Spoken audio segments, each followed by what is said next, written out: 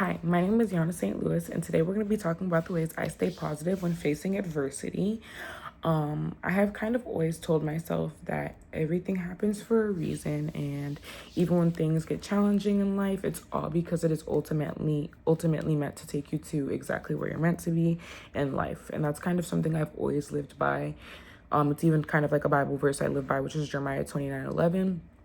I feel like this topic can really relate back to the last topic we were just talking about in last week's discussion with the character Chris from The Pursuit of Happiness, how he kind of faces all these challenges and he's forced to persevere through these challenges. And it all ultimately brings him exactly where he's meant to be. Some ways I stay positive when facing adversity is prayer, hanging out with my friends and family, and doing activities such as going to the beach, reading a book, watching a movie, really anything that can help me take my mind off of something that's stressing me out or bothering me.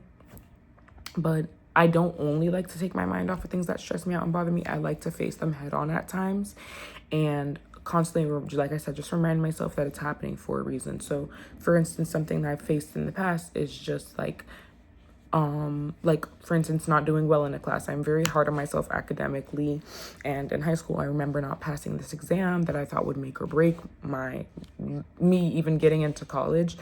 And I studied for hours and hours every day just trying to retake it and reminding myself that it would all be worth it in the end.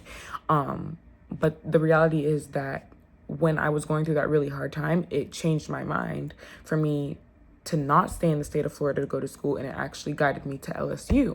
And if I never failed that test, I would have never ended up at LSU. And that's just why I truly believe that everything happens for a reason, because even when things may seem hard, it may be ultimately to bring you exactly where you belong.